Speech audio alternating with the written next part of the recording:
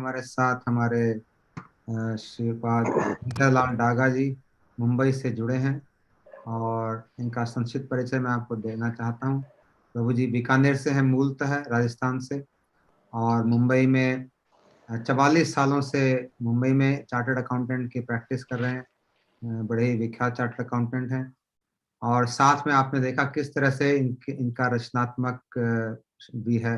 इतनी सारी रचनाएं इन्होंने करी, करीब 4000 कविताएं इन्होंने लिखी हैं राधा रानी के लिए, कृष्ण के लिए, भजन वृंदावन धाम के लिए।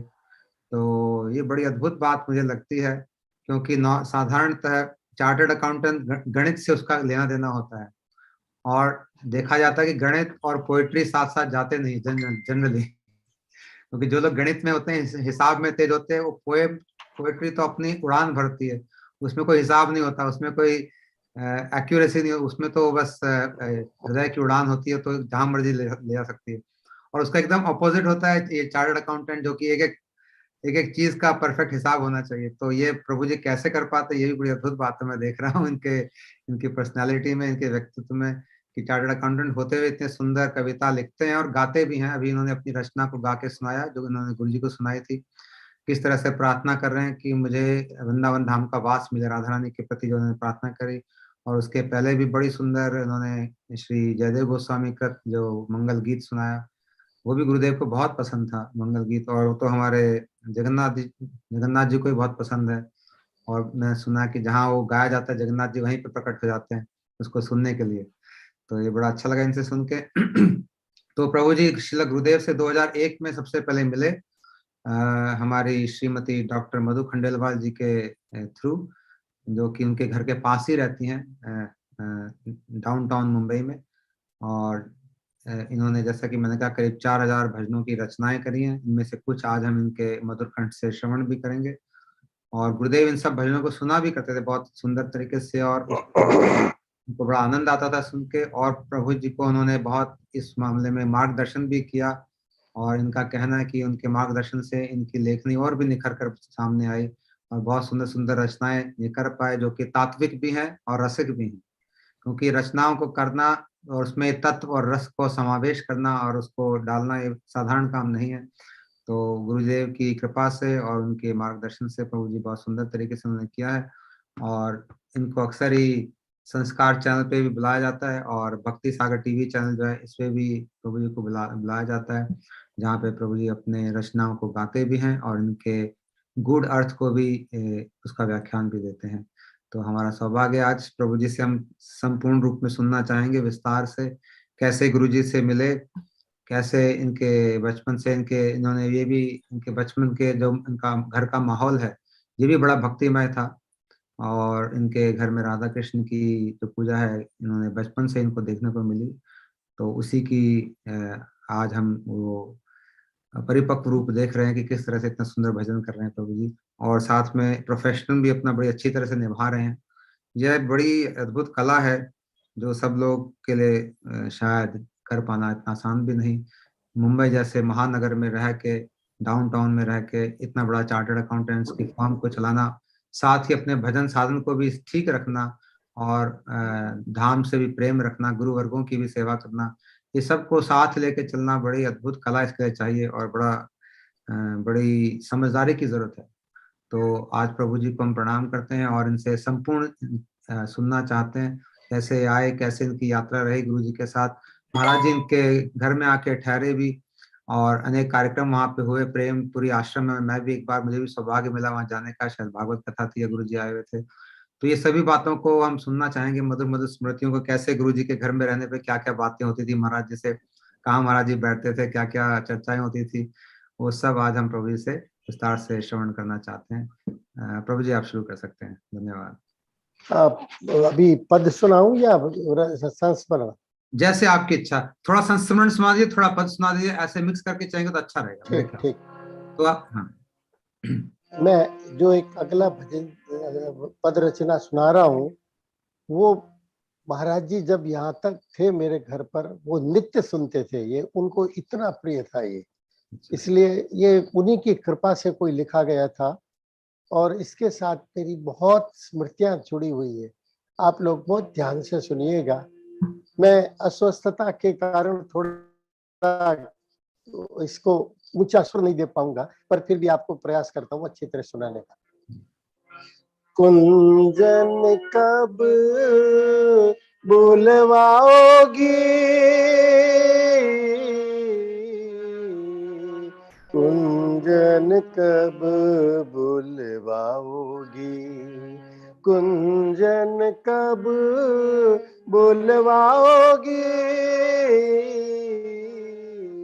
कुंजन कब बुलवाओगी, किशोरी जो, किशोरी जो, किशोरी जो,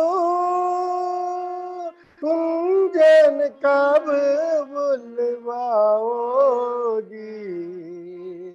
कुंजन कब बुलवाओगी, किशोरी जो, कुंजन कब बुलवाओगी। कोई कुंजन दर्शन मन चाहत, कुंजन कब दिखलाओगी, कब करुणा कर ब्रज कुंजन महु नेक ठोर दिलवाओगी, नेक ठोर दिलवाओगी, नेक ठोर दिलवाओगी, कुंजन कब बुलवाओगी। कोई कुंजन किंकरी की मोहे, कोई कुंजन किंकरी की मोहे, किंकरी कब बनवाओगी, उन कुंजन के कोई निकुंज की सेवा कब करवाओगी, सेवा कब करवाओगी, सेवा कब करवाओगी, कुंजन कब बुलवाओगी।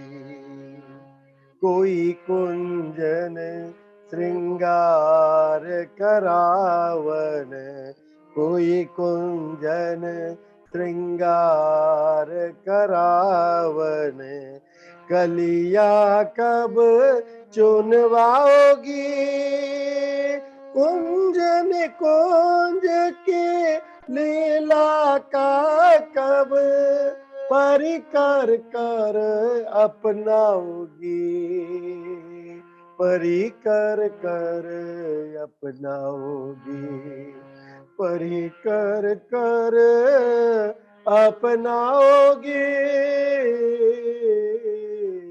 कुंजन कब बुलवाओगी, किशोरी जो, कुंजन कब बुलवाओगी। कोई कुंजन या कुंज निकुंज में, कोई कुंजन या कुंज निकुंज में, प्रियतम संग कब आओगी, श्याम के वाम विराज मोहे कब युगल छवि दिखलाओगी, युगल छवि दिखलाओगी, युगल छवि दिखलाओगी, युगल छवि दिखलाओगी, किशोरी जो, कुंजन कब बुलवाओगी। कोई कुंजन में श्याम पिया की, कोई कुंजन में श्याम पिया की, वंशी कब सुनवाओगी, गिरधर कुंज किशोरी कृपा कर, कुंजन कब बुलवाओगी, कुंजन कब ले जाओगी, कुंजन कब बुलवाओगी, कुंजन कब बुलवाओगी, किशोरी जो कुंजन कब बुलवाओगी, कुंजन कब दिखलाओगी, नेक ठौर दिलवाओगी, किंकरी कब बनवाओगी, सेवा कब करवाओगी, कब कलियां चुनवाओगी, परिकर करे अपनाओगी, प्रियतम संग कब आओगी, युगल छवि दिखलाओगी, वंशी कब सुनवाओगी, कुंजन कब ले जाओगी, किशोरी जो किशोरी जो किशोरी जो, कुंजन कब बुलवाओगी, कुंजन कब बुलवाओगी। वाह प्रभु जी, कमाल। बहुत सुंदर भाव से प्रभु जी ने लिखा, किशोरी जी कुंजन कब बुलवाओगी। कैसे मतलब ये लालसा मय कीर्तन बड़ा अच्छा लगा सुन के। और जरूर गुरुदेव इसको बड़ा ही आनंद से सुनते होंगे, जैसा कि प्रभु जी कह रहे हैं।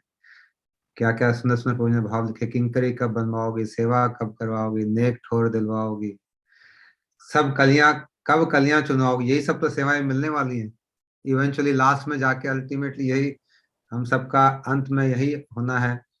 इस जन्म में या अगले जन्म में या जिस भी जन्म में, प्रीतम कब कब आओगी, युगल छवि दिखलाओगी, बंशी कब सुनवाओगी, कुंजन कब बुलवाओगी। बहुत सुंदर बोल, बड़ा अच्छा लगा सुनकर। अब आप कुछ स्मृतियां बता दें, फिर बीच बीच में फिर आप ये गा सकते हैं, अच्छा लगेगा। जरूर। जी।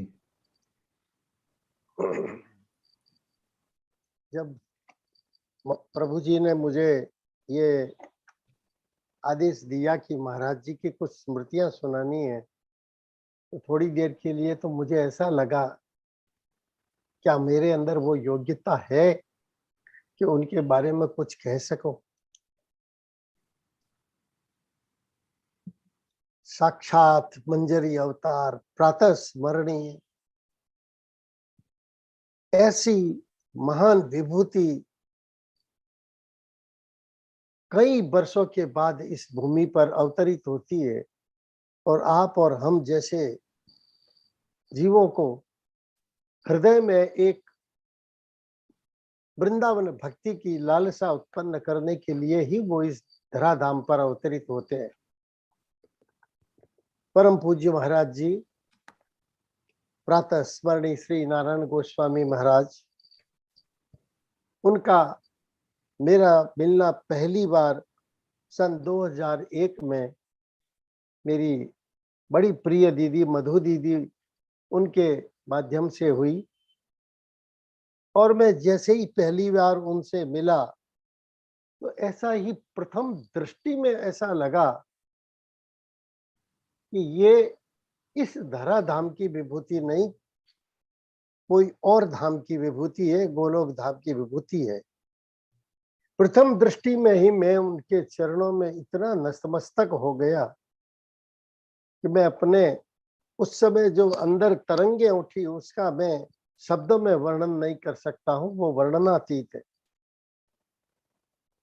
कैसा गौर स्वरूप, आंखों में करुणा बरसती रहती है। उनके मुखार बिंद पर एक बाल सुलभ मंद हंसी ऐसी रहती थी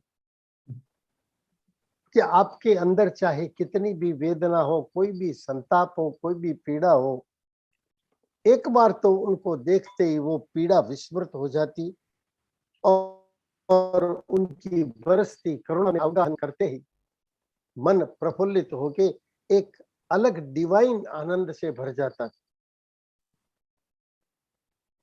जैसे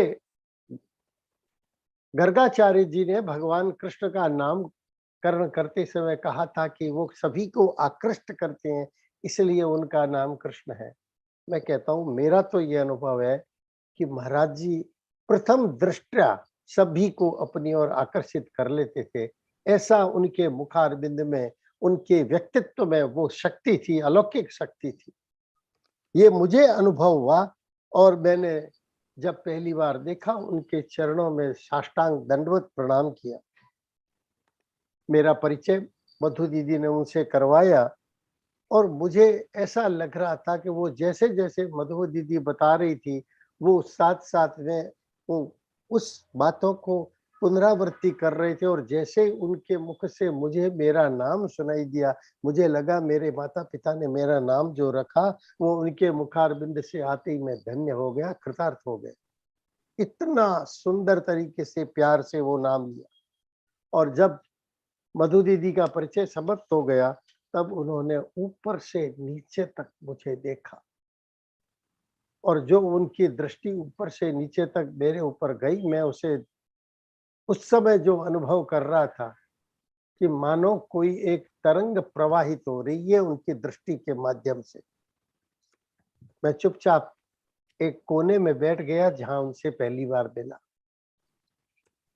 बहुत लोग आ रहे थे, जा रहे थे, पर थोड़ी थोड़ी देर में उनकी वो कृपामय दृष्टि मेरी ओर आती और मैं एकदम एकदम अंदर से प्रफुल्लित होकर धन्य धन्य अपने आप को कृतार्थ महसूस करने लगा।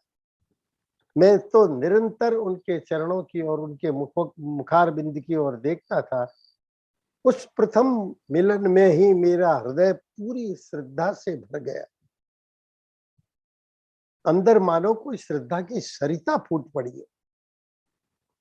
वो बार बार जैसे मेरे मुझ पर दृष्टि डालते और मुझे एक अलौकिक आनंद की अनुभूति होती। कई देर तक मैं वहां बैठा रहा और उन्होंने थोड़ा बहुत मुझे अपनी साधना के बारे में पूछा और मैंने जैसे जितना मुझे मेरी बुद्धि थी, मन अल्प बुद्धि के अनुसार उनको सब बताया। फिर मधु दीदी ने एक छोटा सा कार्यक्रम रखा था, तो यहाँ पर मुंबई में एक हॉल है, तारापुर वाला हॉल, वहां पे महाराज जी के स्वागत का हमने एक आयोजन किया और उस समय मुझे कुछ रचनाएं उन्हें सुनाने का सौभाग्य मिला।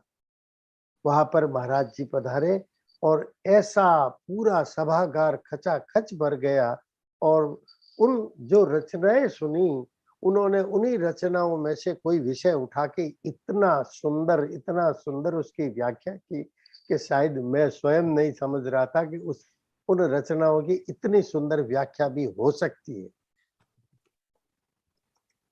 वहां उस समय उनके साथ उस हॉल में उनका प्रवचन सुन रहे थे हम और ऐसा पिन ड्रॉप साइलेंस था कि लोग मानो एक एक शब्द को, उनके रसपान को पी लेना चाहते थे।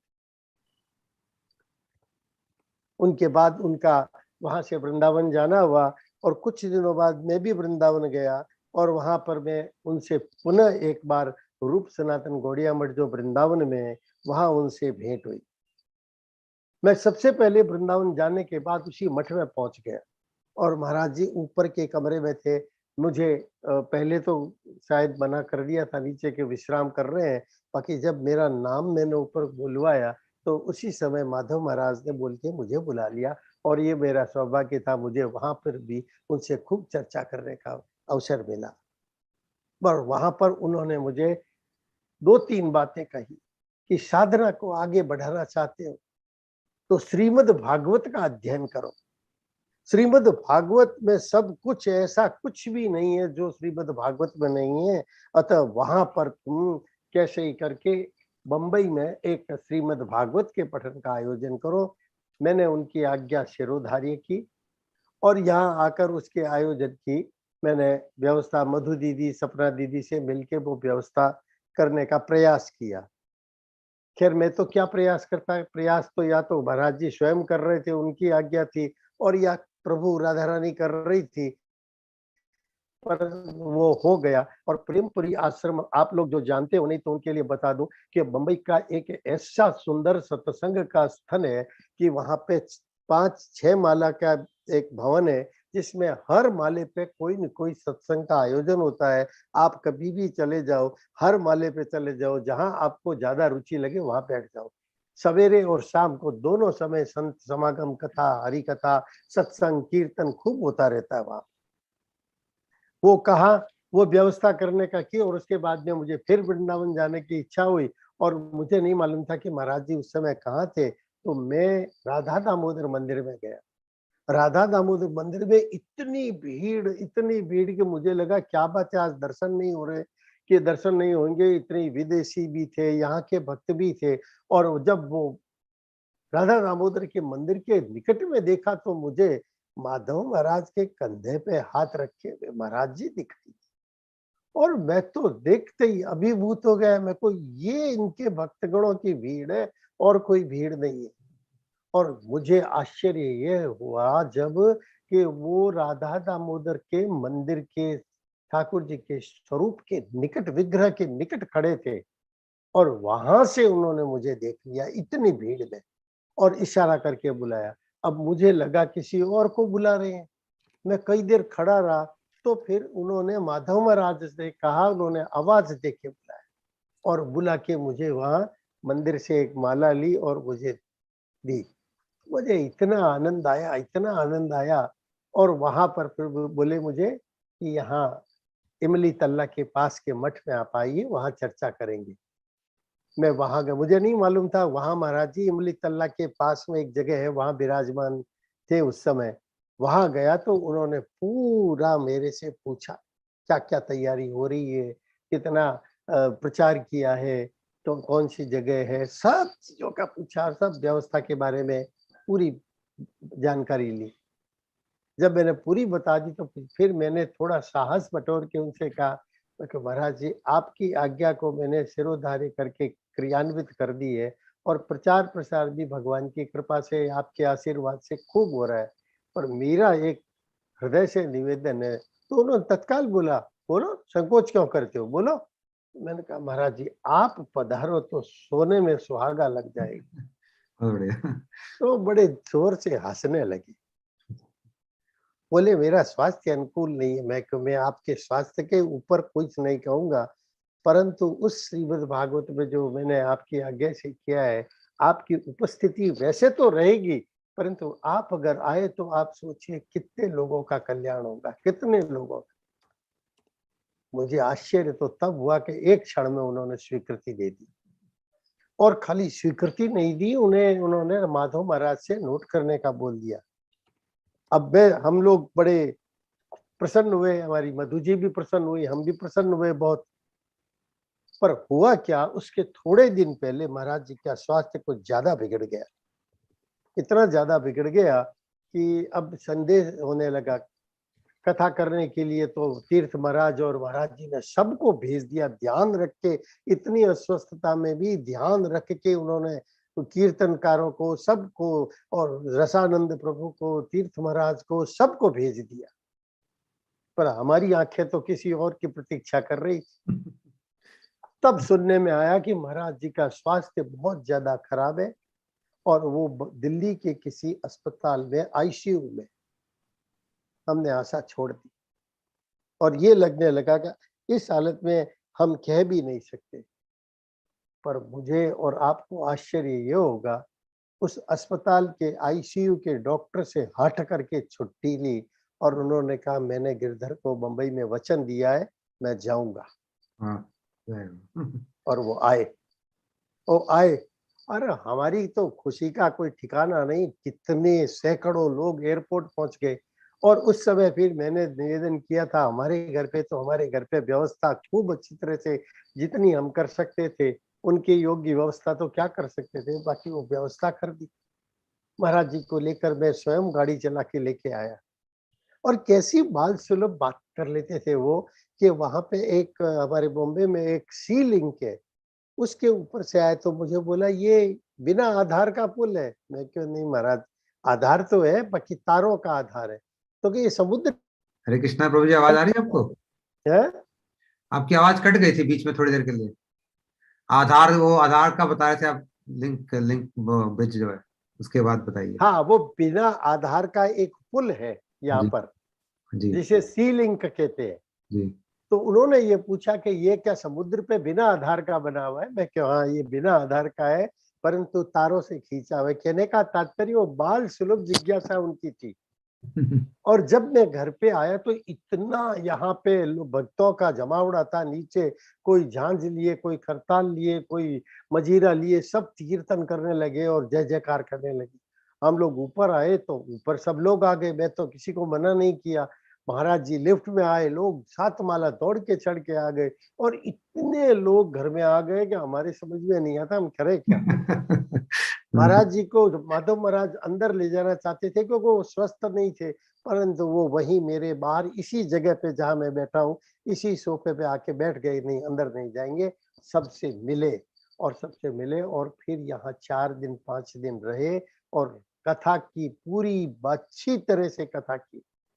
और कथा हमारा तीर्थ महाराज की कथा में उसके बाद में 1 घंटा वो बोलते थे, कीर्तन होता था, सब कुछ खूब आनंद हमने लिया उस कथा का।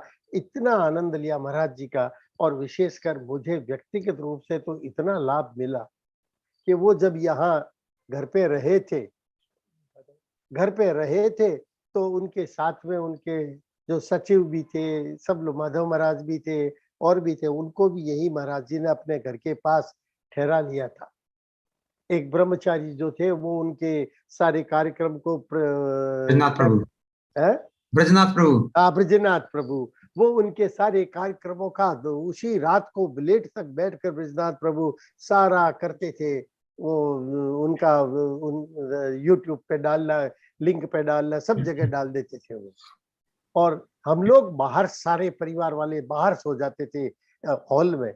रात को उठ के वो आ जाते थे बाहर, और आके बोले कि हम तो साधु हैं, जिनको साधु की तरह रहना चाहिए, आप गृहस्थ हो, वो साधु की तरह बैठे हो। हम लोग सब हंसने लगे कि महाराज जी आप तो बाहर आके हम लोगों के बीच में कई देर बैठ के बातें करते।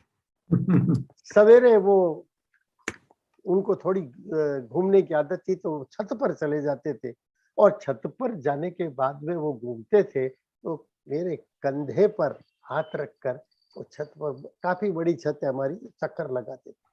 करते करते कई बातें करते रहे, और करते करते मुझे पूछा, कृष्ण प्रेम चाहते हो? मैंने कहा हाँ, काम गायत्री का जप करो। मैंने कभी काम गायत्री के बारे में कुछ सुना नहीं। महाराज जी नीचे आए, आकर माधव महाराज से कहा इनको काम गायत्री लिख कर दो। उन्होंने वो लिख कर दी, और अपने मुखारबिंद से मुझे 3 बार बुलवाया। और मैं सच कहता हूँ, उसके बाद में बहुत बहुत अलग ही अनुभूतियां होने लगी। फिर उसके बाद में मैं सवेरे, मेरी राधा कृष्ण की सेवा है हमारे घर में सामने, मैं सेवा कर रहा था, तो अचानक आ गए बाहर। बाहर आके, मैं तो बैठा था, पीछे कंधे पे हाथ रख के बोलते, क्या नाम है इनका? तो मैं तो कुछ सक पका गया, मेरे समझ में ही नहीं, प्रश्न समझा नहीं। तो मैं बोला महाराज जी तो राधा कृष्ण है। नहीं, आपने क्या नामकरण किया? नहीं को नहीं किया, तो इनका नामकरण आज से प्रिया प्रियतम करो। हाँ। और हमने तब से हमारे ठाकुर जी को हम प्रिया प्रियतम कहते हैं। उसके बाद में मुझे काम गायत्री के पूरा रहस्य समझाया, कैसे किया जाता है, कैसे इसका जप करना चाहिए, आपके यज्ञोपवीत है तो कैसे करना चाहिए, सारी बातें की। और उसके बाद में मुझे कुछ, जब मैं रचनाएं सुनाता था, दिन में सवेरे हमारे यहाँ उनका थोड़ी देर के लिए सत्संग होता था, काफी लोग आ जाते थे। उन्होंने मुझे एक बात पूछी कि आपका कृष्ण के साथ क्या संबंध है? ये बात मैं आज हजारों जगह बता चुका हूँ। तो मैंने कहा मेरे को इस चीज का ज्ञान नहीं था। मैं तो अचानक मुंह से बरबस निकल गया कि हमने तो सखा है कृष्ण का। अच्छा, आप अभी अभी मुझे जो भजन सुनाया और आपको जो सुनाया मैंने अभी, हाँ जी। किशोरी जो कुंजन कब बुलवाओगी, तो मुझे बोले आप कृष्ण के सखा बनने चाहते हो? मैं कहा हाँ। तो क्या आपका सखा अगर एकांत में अपनी प्रियतमा के साथ बैठा है, आपको प्रवेश मिलेगा? मैं 1 मिनट के लिए झेप गया कि इस बात का क्या जवाब दूँ? मैं बोला नहीं मिलेगा, वो तो उनका व्यक्तिगत। तो फिर आप कैसे लिखते हो किशोरी जो कुंजन कब बुलवाओगी? आपकी रचना बहुत सुंदर है। आज से अपने भाव में संबोधन कर दो। मुझे पता है कि आपने ऐसे ही जवाब दिया कि सखा है, पर आज से आप अपना संबंध एक किंकरी का कर लो। एक किंकरी भाव से करो, फिर आपका कुंज में प्रिया प्रियतम हो चाहे कोई हो, आप उनकी सेवा में उपस्थित हो सकते। तब से आज तक मैंने जितने भजन लिखे हैं, उस सब में उसी किंकरी भाव का अनुसरण किया। हाँ। और सच कहता हूँ, तो ऐसा लगता है जैसे मेरी लेखनी को उन्होंने हाथ पकड़ के सही दिशा की ओर मोड़ दिया। मैं इस जीवन के अनुभव को भूल नहीं सकता और उसके बाद में हजारों रचनाएं जितनी भी लिखी, वो सारी उन्हीं की कृपा से, उसी किंकरी भाव से लिखी। ये एक ही भाव बस, प्रिया प्रीतम की सेवा करो, प्रिया प्रीतम की सेवा करो। और इतना मुझे उस जीवन में, उस रचनाओं में अब आनंद आने लगा, उससे थोड़ी कि आप कृष्ण से प्रार्थना करो, राधा से प्रार्थना करो, जब भी प्रार्थना करो, एक ही निवेदन करो कि कैसे आप उनको सुख पहुंचा सको, कैसे उनकी सेवा कर सको। तो मैंने, जब वो वहां थे, तब उन्होंने कहा था कि कृष्ण से निवेदन करके आप करो, राधा से निवेदन करो। तब मैंने राधा और कृष्ण दोनों के एक संयुक्त भाव से एक रचना लिखी, दूसरे दिन उनको सुनाई और वो इतने प्रसन्न हुए, इतने प्रसन्न हुए और बोला कि बस यही भाव सेवा का रखना। अब मैं पहले आपको वो रचना सुना देता हूँ, बाकी के संस्मरण इस पद के बाद में सुना दूंगा। बहुत सुंदर प्रभु जी, आप जो संस्मरण बता रहे हैं और साथ साथ में कॉन्टेक्स्ट में जो रचनाएं गा रहे हैं, बड़ा अच्छा लग रहा है। क्योंकि जब वो आती है तब आप गा रहे हैं तो उसका मतलब उसका बैकग्राउंड भी समझ में आ रहा है बड़े अच्छे से। बहुत सुंदर। इस पद का भाव है कि एक सखी, एक किंकरी किशोरी जी से प्रार्थना करती है, हे किशोरी जी, आप कृपा करके हमें कभी तो दर्शन दीजिए। मैं ऐसी कृपा करे कि आपके चरण केवल नित्य निहारने को मिल जाए और इससे ज्यादा हम कुछ नहीं चाहते। आपका पंथ निहारता रहूं और जिस पंथ को चलकर आप अपने सखियों संग आओ, कभी मुझे उस पंथ की धूल बना देना, ताकि मैं आपके चरण के पाद तल को स्पर्श कर सकूं। हे किशोरी, मैं उस पथ पर अपने अंगों को लौटाकर वहां के कंकड़ कंटक अपने अंगों पे लगा लूं, जिससे आपका मार्ग पूरा निष्कंटक हो जाए। हे किशोरी, आपके लिए मैं कमल की सेज सजाऊं और उस पर आपको प्रेम से भरकर, मैं भाव में भरकर वो सेज सजाऊं आपको, और आपको प्रियतम को बिठाने का प्रयास करूं। पर किशोरी जी, प्रियतम तो आपके साथ मान लो नहीं हुए, तो आप मुझे कोई ऐसा मंत्र दीजिए किशोरी जी, कि वो मंत्र का मैं गुंजार करता हुआ वन में जाऊं और वो आपके प्रीतम जहां कुंज को में वन में गोचारण कर रहे हैं, उस मंत्र को बोलकर उनको बुला के ले आऊं और वो उनको ले आऊं। तब उन्हें मैं कह दूंगा कि वो वंशी में सुर भरते हुए आए, जिससे आपको संकेत मिल जाए कि मेरे प्रियतम आ रहे हैं। हालांकि इसमें मेरी अंदर की भावना ये है कि उस बहाने मुझे भी वंशी सुनने को मिल जाए आपकी कृपा से। और दूसरा उनसे ये निवेदन किया कि आप भी अपने नूपुर जो पायल के हैं, उनको धीरे धीरे धीरे मधुर स्वर में बजाती रहना, ताकि दोनों का सुर लय ताल मिल जाए। और मैं जब आऊं, तब आप उसी मंत्र का उच्चारण उस रास मंडल में सबसे कीर्तन करवाते रहना उनके आगमन के लिए, ताकि मैं भी उसमें, उस संकीर्तन में स्वर मिलाकर आगे उस कीर्तन को करते रहूं और फिर आपकी सेवा में प्रभु ठाकुर जी को लाकर, आपके प्रियतम को लाकर उपस्थित कर दूं और फिर मुझे भी आपकी युगल छवि का दर्शन होए। ऐसा मैंने वो भाव इस रचना में लिखा है और महाराज जी को सुनाया। वो मंत्र क्या था वो आपको समझ में आ जाएगा कि किशोरी जी ने कौन सा मंत्र किया, कि किस आवाज को पुकारता हुए मैं वन में जाऊं, ताकि वो कन्हैया बंसी में गोचारण करते हुए सुन लेंगे। कस्तूरी तिलकम ललाट पटले वक्षस्थले कौस्तुभम नासाग्रे वरमूर्तिकं करतले वेणुकरे कंकणम सर्वांगे हरिचंदनम सुललितम कंठे च मुक्तावली गोप स्त्री परिवेष्टितो विजयते गोपाल चूड़ामणि पुल्लेन्दीवर कांति बिंदु वदनम वर्रावृतं सप्रियं श्रीवत्सांगमुदार कौस्तुभधरं पीतांबरं सुंदरम गोपीनां नयनोत्पलार्चिततनुं गोपसंगावृतं गोविंदं कलवेणुवादनपरम् दिव्यांगभूषं भजे सजल जलदनीलं दर्शितोदारशीलं करतलधृतशैलं वेणुवाद्ये रसालं व्रजजनकुलपालं कामिनी केलिलोलं तरुणतुलसीमालं नौमि गोपाल बालम्। हे गोपाल हे गोपाल हे गोपाल हे गोपाल हे गोपाल हे गोपाल हे गोपाल हे गोपाल हे गोपाल हे गोपाल हे गोपाल हे गोपाल हे किशोरी आज कृपा करके तव चरणन दरस करा दो ना, मैं चरणन नित्य निहार करूं ऐसो सौभाग्य दिला दो ना।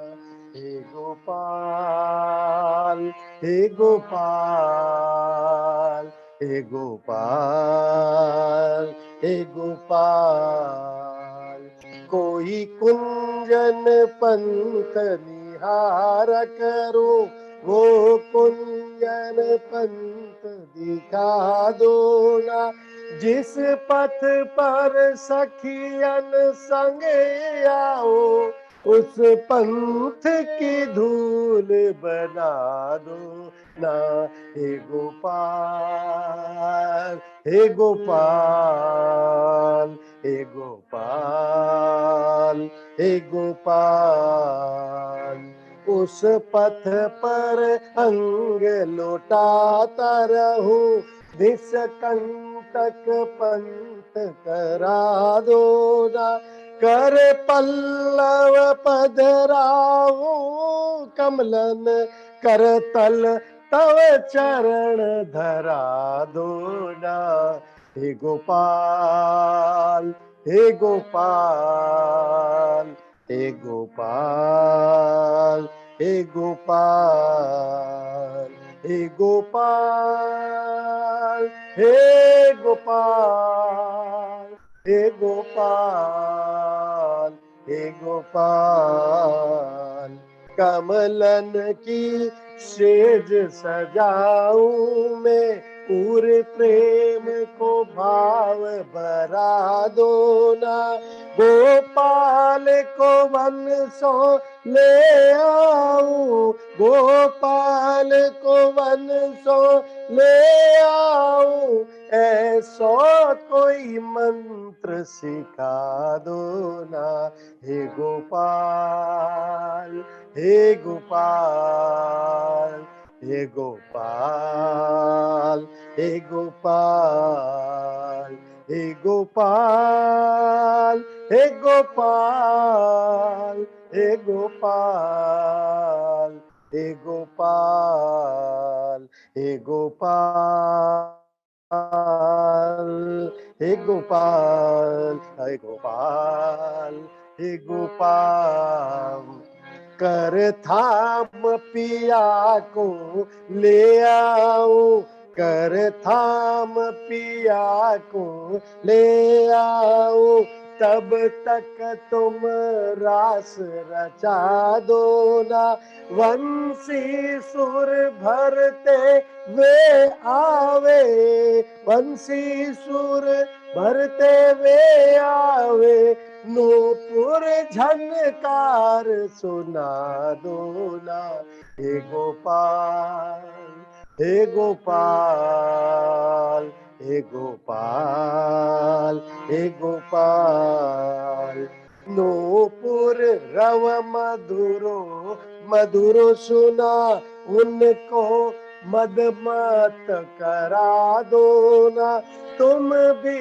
मदमत हुओ राधे, वो वंशी नाद सुना दो ना, हे गोपाल, हे गोपाल, हे गोपाल, हे गोपाल, जिस मंत्र की दीक्षा दो मोहे, कुंजन वो मंत्र गुंजा दो ना, गिरधर गोपाल के चरणों में कर नूपुर मोहे सजा दो ना, हे गोपाल, हे गोपाल, हे गोपाल, हे गोपाल, हे गोपाल, हे गोपाल, हे गोपाल,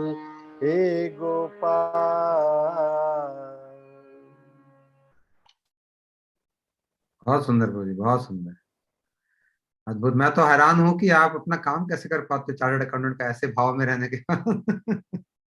ये सब महाराज जी का आशीर्वाद है और राधा रानी की कृपा है। बहुत सुंदर। तो मैं ये कह रहा था कि मुझे एक दो बार उनके पास बैठने का मौका मिला, तो मुझे उन्होंने आज्ञा दी कि हम लोग श्रीमद् भागवत के हिंदी संस्करण निकाल रहे हैं, आप उस पे सहयोग करो। मैं बोला महाराज आपको आज्ञा देनी है, और मुझे ये सौभाग्य दिया कि वो जो पहला पाठ था उसकी सेवा मेरे से ली, और मुझे विशेष आग्रह करके गोवर्धन मठ में उसका जब विमोचन किया तो महाराज जी ने बंबई से मुझे बुलाया, और उसमें मुझे बहुत बहुत जरूर से ज्यादा मुझे आशीर्वाद देकर, और जिस योग्यता से भी ज्यादा बढ़कर इतने उदार शब्दों में मुझे उन्होंने जो आशीर्वाद दिया, मैं जिंदगी में कभी नहीं भूल पाऊंगा। फिर काफी देर उन्होंने अपने पास बिठाए रखा, मुझे कई चीजें बताया। एक तो मुझे उन्होंने कहा कि श्रीमद् भागवत का अध्ययन किया करो, और उसके बाद में उन्होंने मुझे चैतन्य चरितामृत और राय रामानंद संवाद, इनके बारे में उन्होंने बताया कि अगर राधा तत्व की, कृष्ण तत्व के रहस्य को समझना है तो आप चैतन्य चरितामृत और पूरा पढ़ो, और उसके बाद में आप नित्य वो राय रामानंद संवाद का अध्ययन बहुत ध्यान से करो। और मैंने वो दोनों पुस्तकें मधु दीदी से मंगवाई थी, और उनका अच्छा हो सकता है जितना 2-3 बार अध्ययन किया, और वास्तव में मुझे बड़ा आनंद आया, बड़ा आनंद आया। ये मैंने जैसे कहा, इस घर का सौभाग्य, हमारे घर के एक एक सदस्य का सौभाग्य है कि प्रत्येक व्यक्ति को महाराज जी की सेवा का, दर्शन का, सत्संग का, समागम का जो आनंद मिला, जो मिला, वो सब कुछ ऐसा ऐसा अलौकिक आनंद मिला कि भूतो न भविष्यते। आज भी उनको याद कर करके हम संस्मृत इतने भाव विभोर हो जाते हैं कि मैं शब्दों का वर्णन नहीं कर सकता। एक बार उसके बाद में वो बॉम्बे आए थे, मुझे पता नहीं था, पर अचानक सवेरे वो प्रातःकालीन भ्रमण करते हुए घर पे आके घंटी बजाई। मैं देखता रह गया महाराज जी आप, और उन्होंने फिर यहाँ आधे पौन घंटे बैठे और खूब संकीर्तन किया हमारे साथ। आपने, उन्होंने नेतृत्व किया और हम सब ने पीछे संकेत किया। ऐसा उनका सरल सहज स्वभाव था, ऐसा उनका सरल सरल स्वभाव था कि ये इतने बड़े संत जिनके दर्शन दुर्लभ, वो ऐसे हमारे को सहज उपलब्ध थे और इतने, मैं क्या बताऊं, इतना स्नेह करते थे, इतना स्नेह करते थे कि आज भी अब हम उनको जब भी याद करते हैं हमारी आंखें भर आती है। जब भी मिलते एक ही बात पूछते हैं, साधना कैसी चल रही है, लेखन कैसा चल रहा है, गीत गोविंद का अध्ययन करो, भागवत का अध्ययन करो। और उन्होंने राधा कुंड, कृष्ण कुंड की ऐसी एक एक कथाएं हमको सुनाई। और उसके बाद में मैंने उनको पूछा, महाराज जी आप मुझे कृपा करके बताएं कि मैं किन ग्रंथों का अध्ययन करूं जिससे मेरी इस भक्ति की ये जो यात्रा है ये और आगे बढ़े। तो उन्होंने मुझे लिखवाया चैतन्य चरितामृत, भक्ति रसामृत सिंधु, जय धर्म, पद्यावली, प्रेम पत्तन, प्रेम चंद्रिका, प्रेम संपुट, चमत्कार चंद्रिका, माधुरी कादंबरी, विलाप कुसुमांजलि, राधा रस सुधानिधि, विदग्ध माधव, ललित माधव, मुक्ता चरित, ये इत्यादि इतने ग्रंथों के नाम लिखा दिए। तो मुझे तो ये ग्रंथ इकट्ठे तो कर लिए, अब लगा कि इन ग्रंथों का अध्ययन करके और उनको हृदयंगम करने में पूरा जीवन भी कम पड़ेगा। पर वो लिखा कि इतने ग्रंथों के नाम चले। और उसके बाद में एक ही बात रही कि 4 चीज का ध्यान रखो। एक तो जितना हो सके नाम जप करो, एक नियम लो, एक नियम लेके नाम जप करो, रूप का ध्यान करो, लीलाओं का चिंतन करो और जब जब अवसर मिले जाके धाम का सेवन करो।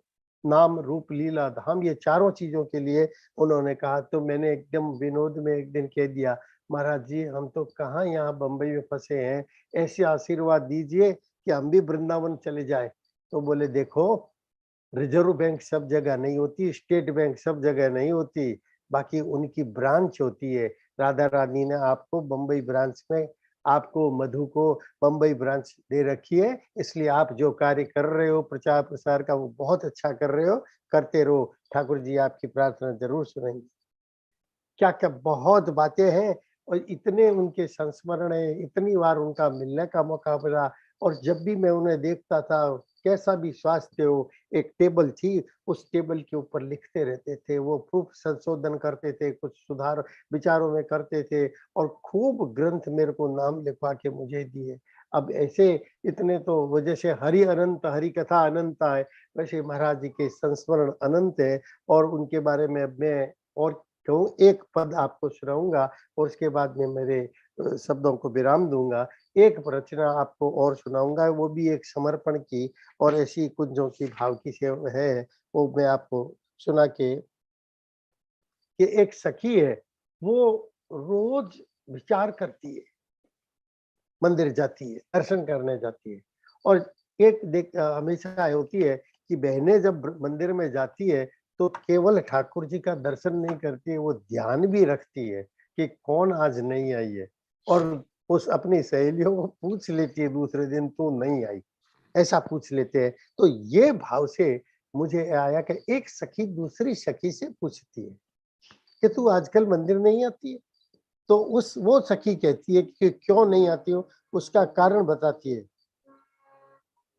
सखी नित जाऊं नंदालय को, सखी नित जाऊं नंदालय को, मैं तो भूल गई देवालय को। सखी नित जाऊं नंदालय को, मैं तो भूल गई देवालय को। सखी नंदालय देवालय सो, सखी नंदालय देवालय सो, फिर क्या जाऊं देवालय को।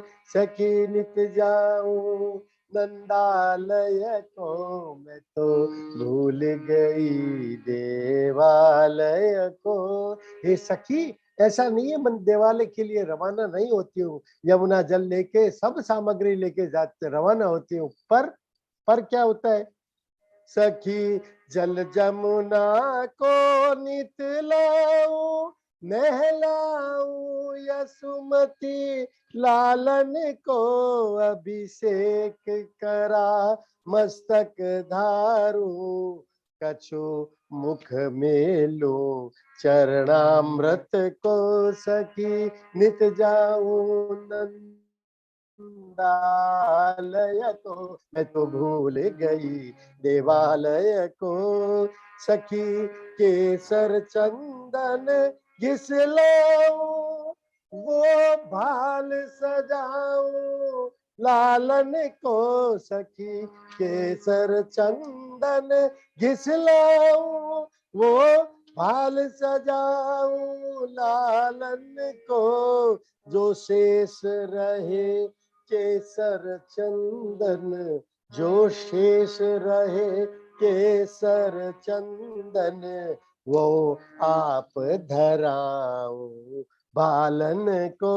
सखी नित जाऊं नंदालय को, मैं तो भूल गई देवालय को। सखी माल पिरो कर नित लाऊं, सखी माल पिरो कर जो लाऊं, वो कंठ धराऊं लालन को। ये सखी मैं माल पिरो कर भागो देवालय में देने के लिए लाती हूँ, परंतु क्या करूं नंदालय जाती हूँ तो उसी माल को नंदलाल के गले में डाल देती हूँ। सखी माल पिरो कर जो लाऊं, वो कंठ धराऊं लालन को। जो पुष्प गिरे उस माला सो, जो पुष्प गिरे उस माला सो, वो ले छुआऊं का पालन को। सखी नित जाऊं नंदालय को, मैं तो भूल गई देवालय को। सखी अंजन लाऊं सलाकर धर, वो नयन सजाऊं लालन को। सखी अंजन लाऊं सलाकर धर, वो नयन सजाऊं लालन को। कछु अंजन बिंदु डिठोना कर, कछु अंजन बिंदु डिठोना कर, निज नयन धरो श्यामांजन को। सखी नित जाऊं नंदालय को, मैं तो भूल गई देवालय को। सखी माखन मेवा जो लाऊं, नैवेद्य धराऊं लालन को। जो पान इलाची लवंग धारूं, जो पान इलाची लवंग धरूं, कछु चरबित पाऊं लालन को। सखी नित जाऊं नंदालय को, मैं तो भूल गई देवालय को। सखी नयन मूंद उर रूप धरो, लोरी गाऊं मन लालन को। उर कुंजन नयन करे लालन, उर कुंजन शयन करे लालन, मैं रूप निहारो लालन को। सखी नित जाऊं नंदालय को, फिर क्या जाऊं देवालय को। मैं नाम जपूं नयनन धो, पुनि बलि जाऊं, पुनि पुनि बलि जाऊं लालन को। गिरधर अंतर दर्शन पाऊं, गिरधर अंतर दर्शन पाऊं, राधा संग नंद के लालन को। गिरधर अंतर दर्शन पाऊं, राधा संग नंद के लालन को। सखी नित जाऊं नंदालय को, मैं तो भूल गई देवालय को। बहुत सुंदर प्रभु जी, बहुत सुंदर, बड़े ही अच्छा लगा सुन के। ये भी गाएंगे, सखी खोज रही नंदन को। आप जैसे आज्ञा करो। निकाल दीजिए, अच्छा लग रहा है। सखी फिर खोज समय रही। आया हमारे पास। हाँ, बड़ा सुंदर आपने भेजा। हाँ जरूर गाएंगे। जी।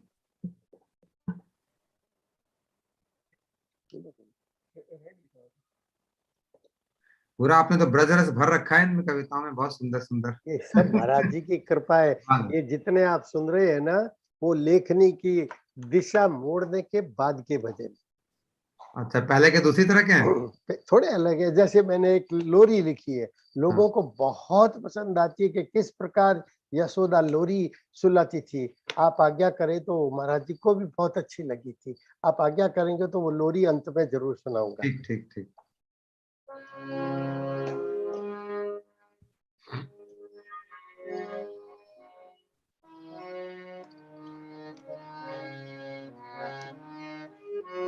सखी खोज रही नंद नंदन को, सखी खोज रही नंद नंदन को, कोई तो कहो वो कहाँ गयो, मैं खोज खोज कर हार गई, मैं खोज खोज कर हार गई, ना जाने सखी वो कहाँ गयो, सखी खोज रही नंद नंदन को, कोई तो कहो वो कहाँ गयो। जब मैं पहुंची यमुना तट पर, मोरे श्याम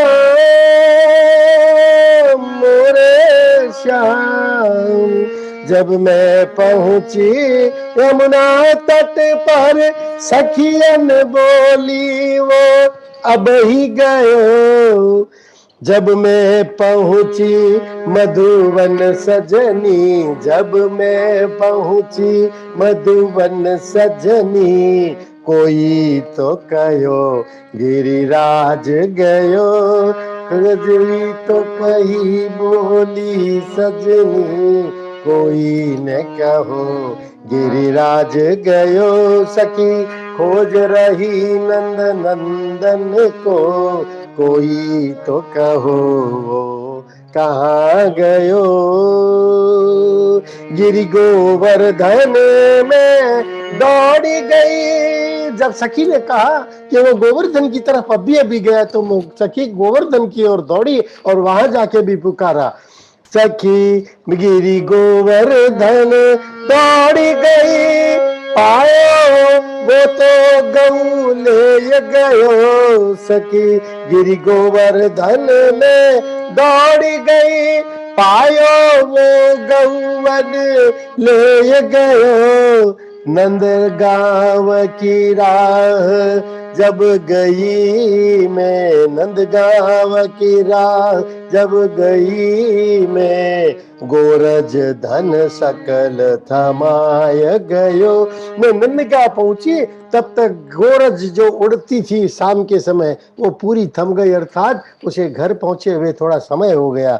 अब मैंने क्या किया, नावन पायो नाव पुवन में, फिर कौन गली खोवाई गयो, ब्रज कुंज गलिन में फिर आई, कोई ना बतायो कहाँ गयो, सखी खोज रही नंद नंदन को, कोई तो कहो कहाँ गयो।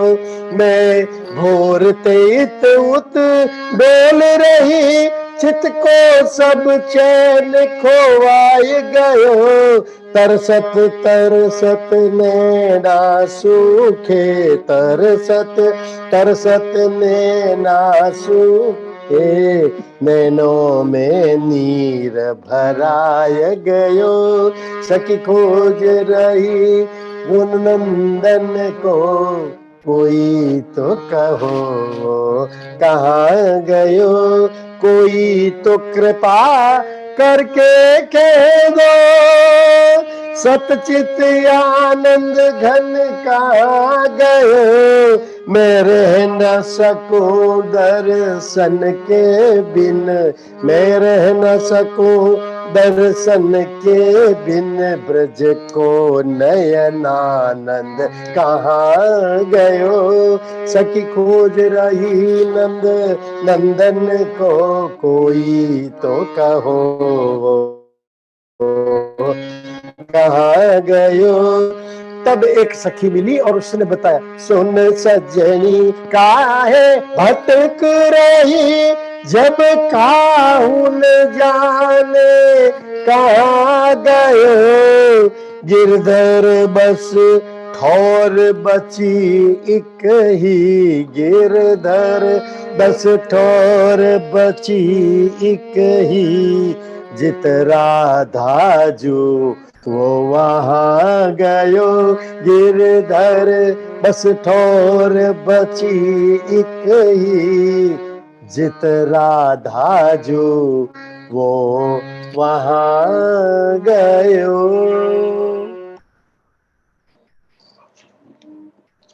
लग रहा है कि महाराज जी स्वयं आपके हाथों से लिखवा रहे हैं ये सब भाव। गुरु जी के भाव में किस तरह से सखियां ढूंढ रही हैं विरह में। इसके बाद आपको ये तो गाना पड़ेगा, मोहे मिल गयो नंद कुमार। नहीं तो विरह में नहीं छोड़ सकते आप हमको इस तरह से। मिल गयो न, जैसी आपकी आज्ञा। मैं तो आपका मैं महाराज जी का यंत्री हूँ, यंत्र वो है। हम आज्ञा नहीं दे सकते आपके माध्यम से महाराज जी कह रहे हैं, बस मैं तो यही मान रहा हूँ। क्योंकि मिलना तो चाहिए ना, लास्ट में आप विरह में छोड़ जाओगे तो मुश्किल होगा। नहीं तो लास्ट में मैं लोरी सुनाऊंगा आपको, वो मेरी आपसे निवेदन है, आप अवश्य सुनिए वो। जरूर सुनेंगे जरूर। मोहे मिल गयो नंद कुमार प्रिया के बरसाने में। मोहे मिल गयो नंद कुमार प्रिया के बरसाने में। मोहे टकरायो आश्याम प्रिया के बरसाने में। मोहे टकरायो आश्याम प्रिया के बरसाने में। जब जब मैं बरसाना आई, राधा जू को निरख में पाई। जब जब मैं बरसाना आई, राधा जू को निरख में पाई। भान भुवन अंगना रज पाई, पावन रज को शीस धराई। मोहे मिल्यो न कबहू श्याम प्रिया के बरसाने में। मोहे मिल्यो न कबहू श्याम प्रिया के बरसाने में। मोहे मिल गयो नंद कुमार प्रिया के बरसाने में। जब भी घर से निकलन पाई, सीधी चल बरसाना आई। चाहत थी पर कर ना पाई, नंद गांव में जाना पाई। मोसो वही अपराध प्रिया के बरसाने में। मेरे से अपराध हो गया कि मैं नंद गांव नहीं गई। हो यही अपराध प्रिया के बरसाने में। सुन सुन कर बाकी ठकुराई, नंद गांव जावन घबराई। मेरे से अपराध तो हो गया कि मैं नंद गांव गई नहीं। अब उसकी जो ठकुराई सुनी थी उससे डर भी लगता था नंद गांव जाने का, कि जो सुन सुन कर वाकी ठकुराई, नंद गांव जावन घबराई। जब जब राधा के घर आई, प्रेम भरी राधा को पाई। मैं तो खो गई बस उस धाम प्रिया के बरसाने में। मैं तो खो गई बस उस धाम प्रिया के बरसाने में। मोहे मिल गयो नंद कुमार प्रिया के बरसाने में। नीक सी धुक धुक थी मन माई, अरे रूठे गो मेरो कृष्ण कनाई। नीक सी धुक धुक थी मन माई, रूठे गो मेरो कुंवर कनाई, जो मिल जावे गो बनवारी, मेरी ले गो खबर बिहारी। मैं तो जपत रहो राधा नाम प्रिया के बरसाने में, मैं तो जपत रहो राधा नाम प्रिया के बरसाने में। मोहे मिल गयो नंद कुमार प्रिया के बरसाने में, राधा नाम जपे जो कोई, सहज प्रिया पिय दर्शन होई। भेद ये प्रगट कियो ना कोई, अरे बरबस भेंट प्रिया सोई। मैंने पायो फल ले नाम प्रिया के बरसाने में। मैंने नाम जप किया और अचानक बरबस मेरी भेंट हो गई और नाम जप का फल बरसाने में पा लिया। फल स्वरूप नट खट को पायो, जब वाने मोहि नाच नचायो। फल स्वरूप नट खट को पायो, जब वाने मोहि नाच नचायो। गिरधर बहु तेरो समझायो, सो आवन वचन भराए। मेरो पूर्ण हो गई आस प्रिया के बरसाने में, मेरी पूर्ण हो गई आस प्रिया के बरसाने में। मोहे मिल गयो नंद कुमार प्रिया के बरसाने में, मोहे मिल गयो नंद कुमार प्रिया के बरसाने में। बहुत सुंदर, बहुत सुंदर। अब मैं आपको लोरी सुना देता हूँ, जी आपकी आज्ञा हो तो। जी प्रभु जी, आप। ऐसा है कि ऐसा भाव रखे, समय भी वैसा ही हो रहा है कि आप नंद भवन में विराज रहे हैं और नंद भवन में आप यशोदा के स्वरूप में हैं और आपकी गोद में बस कन्हैया सो रहे हैं और आप कन्हैया की आंखें थोड़ी रत्नारी लाल हो गई है, उनींदे नयन हो गए हैं और वो किस प्रकार ही यशोदा उसको सुलाने का आग्रह करती है। कुंवर कन्हैया सोए जाए, बंसी बजैया सोए जा, अंचल सोढ़ा शयन की लोरी सुनाऊं। कुंवर कन्हैया सोए जा, वंशी बजैया सोए जा, अंचल सो ओढ़ाऊं, शयन की लोरी सुनाऊं। आजा मोरे कुंवर लाडले, तुझको गोद सुलाऊं, बाहों में झूलाऊं झूला, प्रीत को गीत सुनाऊं, हिवड़े से लगाऊं, पय को पान कराऊं, अंचल सो ओढ़ाऊं, शयन की लोरी सुनाऊं।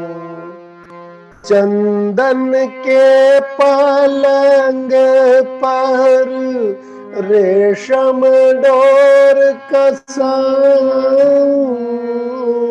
मखमल के बिछौने ऊपर पीत वसन सजाऊं, सावरिया अब सोए जा, लाडले मोहन सोए जा, अंचल सो ओढ़ाऊं, शयन की लोरी सुनाऊं। रंग बिरंगे पुष्प पिरोऊं, प्रेम की कलियां बिछाऊं, सेज सजाऊं लाल गुलाबी इत्र सुगंधि लगाऊं। मन मोहन अब सोए जाए, श्याम सलोने सोए जाए, अंचल सो ओढ़ाऊं, शयन की लोरी सुनाऊं। फूल से कोमल श्री चरणन सो गोचारण कर आयो, कंकड़ कंटक पथ पर चल कर कष्ट अपार उठायो। गोपाल सुलाऊं, चरण कमल को दबाऊं, अंचल सो ओढ़ाऊं, शयन की लोरी सुनाऊं। निंदिया तेरी बाट निहारे, कब से खड़ी पुकारे, तेरी सेवा करने आई, आजानंद दुलारे। यसुमति नंदन सोए जाए, देवकी नंदन सोए जाए, अंचल सो ओढ़ाऊं, शयन की लोरी सुनाऊं। शयन को रूप निहारूं तेरो, नयनन प्यास बुझाऊं, माधुरी मूरत हृदय धरा कर, धन्य धन्य होए जाऊं। गिरधर प्रभु अब सोए जाए, लाल गोविंदा सोए जाए, अंचल सो ओढ़ाऊं, शयन की लोरी सुनाऊं। कुंवर कन्हैया सोए जाए, वंशी बजैया सोए जाए, सांवरिया सोए जाए, लाडले मोहन सोए जाए, मन मोहन अब सोए जाए, श्याम सलोनी सोए जाए, नंद दुलारे सोए जाए, यसुमती नंदन सोए जाए, देवकी नंदन सोए जाए, गिरधर प्रभु अब सोए जाए, लाल गोविंदा सोए जाए, अंचल सो ओढ़ाऊं, शयन की लोरी सुनाऊं। बाल कृष्ण लाल की जय। बहुत सुंदर प्रभु जी, बहुत सुंदर। मैं तो आश्चर्यचकित हूँ कि गुरुदेव के आश्रित कितने रत्न कहाँ कहाँ पे बैठे हैं और कितने सुंदर सुंदर भावों को प्रकट कर रहे हैं। आपने बहुत ही मधुर भावों को, और अंत में तो लोरी इतने मधुर स्वर से आपने गाई कि सचमुच ऐसा लग रहा था कि रिलैक्स हो गई, एकदम नींद आने वाली है। बहुत अच्छा लगा। तो आपकी प्रभु जी इनकी कोई आपने सीडी बनाई है, मैं जानना चाहता हूँ। अब सीडी ऐसे मैं कमर्शियल आदमी तो हूँ नहीं, परंतु ये कई प्रोग्राम मेरे होते हैं, उनके उनमें ये सारे भजन है, उनकी सीडी है मेरे पास में।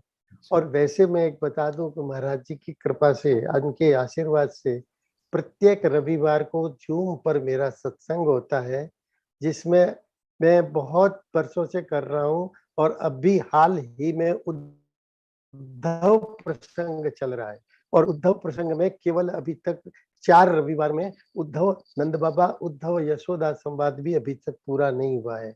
और उसके बाद में 1.5 घंटा मैं ये बोलता हूँ, और पीछे 1-1.5 घंटा चैतन्य चरितामृत पर बोल रहा हूँ। मैं उनके बारे में चर्चा करता हूँ। प्रत्येक रविवार को 5:30 से 8 बजे तक होता है मेरा। और उसके पहले मैं गोपी गीत पर और वेणु गीत पर, युगल गीत पर, वैसे रास पंचाध्याय पर जो भी तोतली भाषा में जितना बोल सकता हूँ, और जो कुछ पद उससे संबंधित है वो गा सकता हूँ, वो गाता हूँ। और ये होता है। और वैसे प्रोग्राम तो बहुत जगह, बहुत हॉल में हुए हैं, उनके सबके सीडी है। आप कहेंगे तो मैं आपको 2-4-5 सीडी अवश्य भेजवा दूंगा। आप मुझे एड्रेस दे दीजिए, मैं भिजवा जी। दूंगा। मैं ये जानना चाहता था कि जब आप जो कार्यक्रम करते हैं संडे को, क्या वो यूट्यूब पे आता है या फेसबुक पे आता मैं है? बिल्कुल, एक तो भक्ति सागर पर रोज आता है डायरेक्ट रिले 550 7:30। और जिस दिन मेरा यूट्यूब में लाइव नहीं आता है, परंतु जिस दिन प्रोग्राम होता है उसी की शाम को उसको यूट्यूब पे अपलोड कर दिया जाता है। भक्ति सागर यूट्यूब चैनल है? हाँ, भक्ति सागर में तो लाइव आता है। ठीक। और यूट्यूब में मैं जिस दिन प्रोग्राम हो जाता है हमारा, और करीब 200-250 लोग जुड़ जाते हैं इस जूम में, और उसके बाद में रात्रि को उसको एडिट करके हम यूट्यूब पे उसी दिन या दूसरे दिन सवेरे अपलोड कर देते हैं। आप अभी भी यूट्यूब में केवल गिरधर डागा जूम सत्संग टाइप करेंगे तो पिछले 2-2.5 साल के सारे आ जाएंगे लाइन से, डेट वाइज। जो विषय जिसको सुनना वो सुन सकते हैं। बहुत सुंदर। मैं देखा कि आप ये कीर्तन में आपने पुस्तक सी बना रखी है। ये तो क्या होता है कि जहाँ प्रोग्राम होता है जी। उस समय मैं ये प्रयास करता हूँ कि वहाँ 3-4 घंटे का जो भी प्रोग्राम होता है, तो जो चीज मैं गाने वाला होता हूँ, मैं वो पुस्तकें अपने खर्चे से छपा के ले जाता हूँ और सारे वैष्णवों को दे देता हूँ, ताकि वो इसका आनंद सामूहिक ले सके, और बाद में अपने घर पे जिसको जैसी रुचि हो वो आनंद ले सके। बहुत सुंदर। बहुत ही अच्छा लगा आपके प्रयास, जो गुरुजी ने आप पे आशीर्वाद दिया है, अपना हाथ रखा है, उसकी झलक आपके व्यक्तित्व में नजर आ रही है। और न केवल व्यक्तित्व में बल्कि आपकी गुरुजी से भेंट के लिए मैं मधु बहन का बहुत आभारी हूँ कि उनके कारण मेरा भेंट हुई उनसे। मधु जी ने तो अनेक बंबई वासियों का उद्धार किया है। हमने देखा इस कार्यक्रम में पहले भी उनके स्वयं के बहुत परिवार के जन और उनके परिचित, उनके बंधु लोग। तो मधु दी तो पूजनीय है सर्वदा ही, और आज भी कर रही है, इतनी सेवा कर रही है, भागवत का भी कर रही है, वेदांत सूत्र का भी किया है। लेकिन आप लोग भी जो भक्त लोग हैं उनके संपर्क में कोई छोटा काम नहीं कर रहे। जिस प्रकार का आपने बताया, हर रविवार को प्रचार करते हैं, इतने ऊंचे टॉपिक्स के आप चर्चा करते हैं, रास पंचाध्यायी और उद्धव संवाद की कोई साधारण बात नहीं। लेकिन गुरुदेव के शिष्यों के लिए तो कोई असाधारण बात भी नहीं, मैं तो समझता उनकी हूँ। कृपा से, उनकी कृपा से, जी बिल्कुल हाँ। गुरुजनों की कृपा से। हाँ, मतलब जो पूज्यपाद भक्तिवेदांत नारायण महाराज जी के शिष्य होंगे, उनसे इसके अलावा एक्सपेक्ट भी क्या कर सकते हैं? यही तो चर्चाएं करेंगे वो लोग, क्योंकि उन्होंने गुरु जी के मुख से सीखा भी यही है। और गुरु जी इतने परम रसिक वैष्णव, तो उनके शिष्य भी इसी तरह से नजर आ रहे हैं। और आज उन गुरु की महिमा हम सबको देखने को मिल रही है, उनके शिष्यों के माध्यम से किस प्रकार वो शिष्य लोग इतने सुंदर सुंदर भावों को अपनी लेखनी से प्रकट कर रहे हैं। तो आपने कुछ, आपकी बातें मैं याद करूंगा जो आपने कही। आपने बहुत, आपने जो आज प्रस्तुति करी प्रभु जी, जो आपने संस्मरण बताए, उसकी भाषा भी मेरे को बड़ी कवि वाली भाषा लगी। बड़ा अच्छा लगा सुन के। मतलब साधारण नहीं थी। आपने जो जो शब्द यूज किए, मैं तो सब कुछ को स्मरण नहीं कर पा रहा और लिख भी नहीं पाया। लेकिन आपने कहा मुखार बिंद पर बाल सुलभ मुस्कान, पहले दर्शन में आपने गुरु जी के करे। तो ये बहुत ही उपयुक्त आपने टर्म शब्द यूज कर प्रयोग किए हैं। बाल सुलभ मुस्कान, ऐसी सचमुच गुरुदेव के मुख पे होती थी, एकदम निर्मल, और जैसे एकदम भक्तों का निर्मल, होती है। हाँ, बिल्कुल सही है। एकदम फ्रैंक और प्योर ऐसी मुस्कान जो होती है, उसको एक बार देख लेता आदमी। फिर आपने यही कहा कि उनकी आकर्षण शक्ति, जो कृष्ण आपने शब्द का मतलब बताया, वो गुरु जी के ऊपर पूरा उतरता है। जो इनको देख ले एक बार तो उनका हो गया, बिक गया, फिर वो जा नहीं सकता यहाँ कहीं भी। सही बात है। ऐसी उनकी थी। हाँ। फिर आपने कहा ऊपर से नीचे तक मुझे देखा, एक तरंग प्रवाहित सी हो गई। तो कैसे वो स्कैन कर लेते थे पूरा देख के ऊपर से नीचे तक, क्या मतलब इसके अंदर क्या है, क्या हो सकता है, क्या संभावनाएं हैं, सब वो एक बार में देख लेते थे। पहले ही मुलाकात में सारा उन्होंने देख लिया। और अंदर से मानो कोई श्रद्धा की सरिता फूट पड़ी हो। क्या बात है। ये तो मैं कह रहा हूँ आपकी जो ये भाषा है, मैं तो बड़ा सुन के बड़ा अच्छा लगा कि क्या उपयुक्त अपने मतलब पोएटिक भाषा यूज करी, बड़ी अलंकार नहीं, भाई। मैंने आपको कहा ना, हम यंत्री है, वो यंत्र है, जो बुलवाए वो बोल दिया। बहुत सुंदर। अंदर से मन मानो कि कोई श्रद्धा की सरिता फूट पड़ी। क्या मतलब ऐसी श्रद्धा बढ़ गई अचानक से उनको दर्शन मात्र से ही कि भाई उनके चरणों में शरणागत हुआ जाए। और तो फिर आपको उन्होंने आदेश दिया, जो आपने गाया पहले गुरुजी ने उसकी बहुत सुंदर व्याख्या करी। गुरुदेव तो ये बड़े ही रसिक थे, कोई भी कीर्तन सुनते थे, स्पेशली मुक्त गीत गोविंद और ये सब सुन के बड़ा ही उनका उसमें उत्साह होता था। हमारे पूज्यपाल मुनि महाराज जी भी बताते हैं कि गुरुदेव जब भी मिलते थे वो गीत गोविंद का ये सुनाओ वो सुनाओ। और न केवल गीत बल्कि वो नृत्य भी देखते थे, बल्कि वो ड्रामा भी देखते थे। और हर तरह से इतने रसिक थे, उन भाव में डूबे रहते थे हर समय। सही तो ये बात। उनकी विशेषता थी। और आपको भी जब आपसे सुना उन्होंने पहली बार तो बड़े प्रसन्न हुए, और उन्होंने सब उनकी व्याख्या करी। और न केवल व्याख्या करी बल्कि जो उस दिन का लेक्चर था उसी पे बेस कर दिया, आपकी कविता के ऊपर ही। हाँ हाँ। तो उनके भाव जहाँ चले जाते हैं फिर उसी को बह जाते हैं, उसमें क्या है। तो जो सुना उन्होंने उसके ऊपर लेक्चर दे दिया पूरा का पूरा। फिर आपको उन्होंने कहा श्रीमद् भागवत का अध्ययन करो। फिर आपने राधा दामोदर मंदिर की जो बात बताई वही बड़ी हृदय स्पर्शी थी। पूरी भीड़ में कैसे उन्होंने आपको पहचान लिया और फिर आपको बुलाया पास में, निकट में बुलाया। कितना प्रेम आपके साथ, देखिए आप। बिल्कुल। फिर आपने भी बड़ी अच्छी बात कही, आप भी तो कहीं कम प्रेमी नहीं हो। आपने कहा आप पधारो तो सोने पे सुहागा हो जाए, ऐसे गुरु जी को आपने बोला। तो गुरु जी बड़े प्रसन्न हो गए सुन के कि मेरा शिष्य मेरे बुला रहा है। और एक क्षण में उन्होंने स्वीकृति दे दी कि हाँ मैं स्वीकृति दे। आऊँ। और ऐसा आपने। कैसी परिस्थिति में ऐसी, आप कल्पना करिए, 2 दिन पहले जो आदमी आईसीयू में हो भर्ती, वो यात्रा करने की कैसे सोच सकते हैं हम। पर अद्भुत उनकी आत्मबल था, अंदर से अद्भुत शक्ति थी। जी जी जी। वो प्रेम के लिए कुछ भी कर देते हैं, मैंने देखा महाराज। हाँ। जहाँ जिससे उनको प्रेम हो जाए, जिस शिष्य के अंदर भावना देख लें कि ये कुछ करना चाहता है, हो सब लुटा देते थे उसके लिए। हाँ भाई तू कुछ कर, मैं तो सब दे दूंगा। माधव महाराज बहुत नियंत्रण करने की चेष्टा करते, हाँ नहीं परंतु रुकते, वो जिस भाव में नहीं बह रुकते। जाते, फिर बस कोई बस नहीं रुकते, सही कोई बात। नियंत्रण नहीं कर सकता। फिर वो देखते नहीं मैं आईसीयू में हूँ या कहाँ हूँ, वो सोचते हैं सब चीजें इसको छोड़ो, लेकिन वो प्रेम को पीछे वो भागे चले आते थे। बड़े ही रसिक थे। तो आपने तो सोचा कि महाराज जी आ नहीं पाएंगे आईसीयू से, कैसे आएंगे, और बोलना भी ठीक नहीं समझा। लेकिन महाराज जी एकदम आईसीयू से छुट्टी लेकर आ गए। और छुट्टी कैसे ले। आपके और ये भी आपने जो बात बताई बड़ी हृदय को छूने वाली बात है कि आप पूरा परिवार आप हॉल में सो रहे थे और महाराज जी बाहर आके देखते थे। और हमारे पास तो बैठ जाते थे। साधु तो हम है, हमें ऐसा सुनना चाहिए तुम लोग यहाँ सो रहे हो। कितने सरल थे मतलब, और हर एक बहुत की सरल। सुविधा सुविधा का ध्यान रखते थे। बहुत जहां भी ध्यान रहते थे, रखते। हमारे घर में भी रहे तो पहले ना के देखते, अरे मैंने तुम्हारा बेडरूम तो नहीं ले लिया, तुम्हें सुविधा तो नहीं है। मैंने कहा नहीं महाराज जी वो अलग रूम। फिर हमारे बेडरूम में आके देखा तुम्हारा है कि नहीं, सचमुच झूठ तो नहीं बोल रहे। नहीं नहीं, मतलब बहुत पूरा ध्यान मेक रखते। श्योर किया कि किसी को असुविधा ना हो घर में। इतने सरल, इतने मतलब बहुत उनके ये सब बहुत जो सरल। ये ऐसा जो उनके बिहेवियर है, ये और मन जीत दूसरा, उनका जो बताने का तरीका था, वो अपने विचार थोपते नहीं थे, नहीं थे। वो हाँ बड़े प्यार से समझाते थे, जी जी जी। बहुत प्यार से हाँ, समझाते थे। बहुत ही सटल था वो तरीका, सही कह हाँ रहे हैं आप। हाँ। और जो बताते थे तो बड़ा अच्छा लगता, और आपको हाँ काटते थे तो भी अच्छा लगता था, अगर किसी हाँ। आपके केस भी जाते वो थे तो आपको अच्छा लगता बिल्कुल बिल्कुल। था।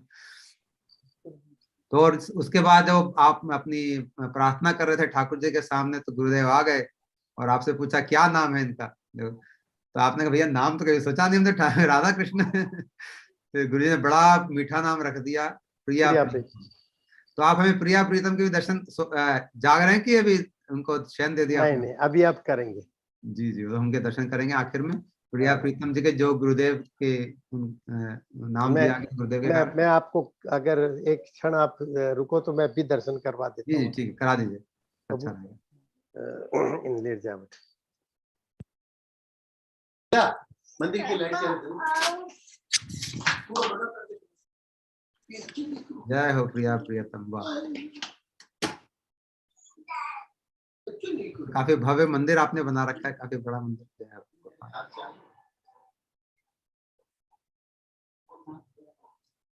बहुत सुंदर, बहुत सुंदर। तो आप लोगों ने ये प्रिया प्रियतम जी के दर्शन करे, जो श्री गुरुदेव ने इनको नामकरण किया ठाकुर जी का, प्रभु जी के। आप दोबारा बोलिए, क्या बोले थे आप? हाँ, मैंने कहा कि सब भक्तों ने प्रिया प्रियतम जी के दर्शन करे, जिनका कि नामकरण हमारे श्री गुरुदेव ने किया। और फिर आप, गुरुदेव ने आपसे बड़ा ही महत्वपूर्ण प्रश्न पूछा, आपका कृष्ण के साथ क्या संबंध है। ये बहुत जरूरी बात है, हम किस भाव से उनका भजन करें, किसके अनुगत्य में, किस ब्रजवासी के अनुगत्य में होके करें। ललिता जी के अनुगत्य में होके करें, विशाखा जी के करें, चंद्रावली के करें, या यशोदा मैया के करें, या सुबल सखा के करें, किसके अनुगत्य में और किस भाव से करें, ये जानना बहुत। पहले तो हम लोग सब जानते थे, हम तो कृष्ण को कृष्ण समझते थे, सभी को पूजा कर ली, लेकिन गुरुदेव ने क्या क्या चीज हमको सिखा दी, कितनी गहराई सही की बात बात। है, सही बात, बहुत भाव का मतलब क्या है, भाव विरोधाभास कैसे हो जाता है भाव में, ये सब चीजें गुरुदेव की कृपा से हमको सुनने को मिली और जानने को मिली। और फिर आपने कहा कि मैं सखा बनना चाहता हूँ, ये बड़ा अच्छा लगा मुझे सुन के। तो डांट पिला दी कि सखा हाँ, हो, सखा कहते हो सखा बन रहे हो तो गा क्या रहे हो फिर? फिर गा रहे हो तो कुंज में बुला लो, प्रिया अपनी हाँ, प्रीतम में के साथ बैठा है, कैसे जाओगे अंदर? हाँ, कुंज में कैसे जाओगे? कितने लॉजिकल बात है, मतलब आप सखा बनोगे तो हाँ, तो अंदर वो एंट्री होगी बात भाई। गले उतरती, उनका कहने का विधि जो थी वो हाँ, बहुत बहुत अच्छी थी। एकदम दिमाग में बैठ जाती है और फिर समझ में आ जाती है।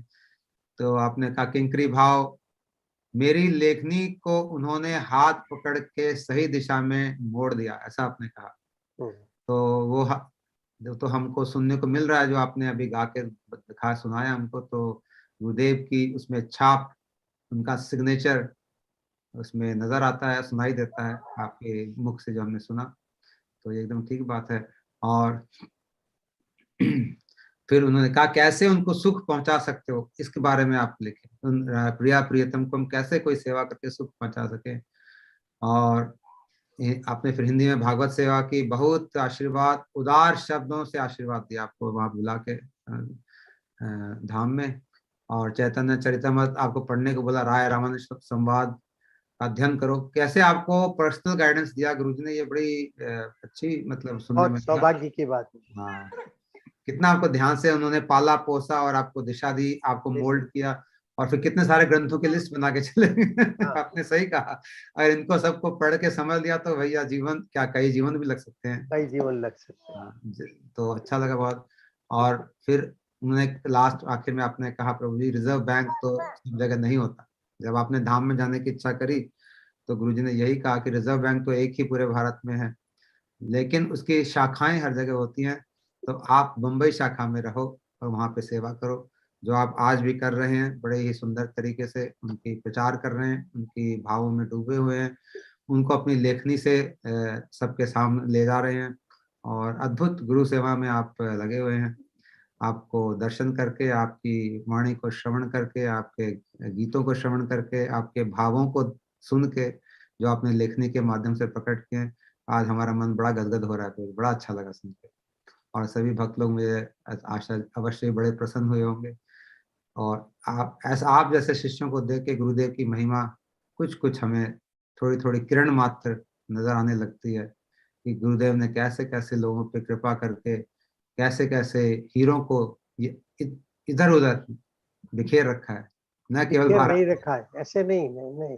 हीरो को पहले तरासा है, फिर भेजा है। हाँ, वही तराश के चमका के छुपे हुए हैं कुछ कुछ लोग, तो हमें पता है, जैसे आपको तो बहुत कम लोग जानते थे, मैं भी इतना नहीं जानता था, सुना तो था नाम, लेकिन दर्शन आज पहली बार हुए। तो ऐसे और अनेक हीरे, और हमें तो साल डेढ़ साल हो गया यार, रोज नए नए हीरे निकल रहे हैं, मतलब हैरान अद्भुत, मतलब निकलते ही जा रहे हैं। और हम हर रोज हम कार्यक्रम करते हैं, ऐसा भी नहीं कि हफ्ते में एक बार कर रहे हैं, हर रोज हम करते हैं, तिथियों को छोड़ के बाकी दिन हम हर रोज करते हैं। आप तो जब भी हुए मुझे लिंक भेज दिया करें। आपको मैंने ग्रुप में डाल दिया प्रभु जी, वो आपको ठीक हर रोज ठीक आ ही जाएगा। ठीक है, ठीक है, ठीक है। तो कल भी हमारा बहुत सुंदर कार्यक्रम होगा। तो अगर आप लोगों को किसी को प्रभु जी से कुछ कहना है तो आप लोगों का स्वागत है, इंटरेक्ट करना है तो मैंने सभी को अनम्यूट कर दिया, आप लोग बोल सकते हैं। नहीं तो कल हम लोग हमारे श्रीवास प्रभु जी होंगे, शाम के 7:30 बजे। श्रीवास प्रभु भी बड़े अद्भुत हैं, छोटे बच्चे से ही गुरु जी के पास आ गए थे, और गोरे हैं, मतलब विदेशी हैं, कनाडा से हैं। अच्छा। लेकिन आप लोग को आश्चर्य होगा, हिंदी में बात करेंगे हम सबसे कर। बड़ी अच्छी हिंदी बोलते हैं और बड़ा ही सुंदर कीर्तन भी करते हैं। जैसे प्रभु जी ने आज कीर्तन किया, वैसे श्रीवास प्रभु भी बड़ा अच्छा कीर्तन करते हैं। अमेरिका से हमारे साथ कल जुड़ेंगे। जैसा कि मैं कह रहा था कि गुरुदेव ने अपने हीरो को पूरे धरती पे तराश के रखा हुआ है, तो कल हम अमेरिका चलेंगे, 7 समुंदर पार। वहां से इन कैनेडियन श्रीवास प्रभु से हिंदी में उनकी कुछ मधुर स्मृतियों को श्रवण करेंगे और कुछ कीर्तन भी उनसे सुने। तो प्रभु जी को मैं दंडवत प्रणाम करता हूँ। और सभी भक्तों को हरे कृष्ण और दंडवत प्रणाम।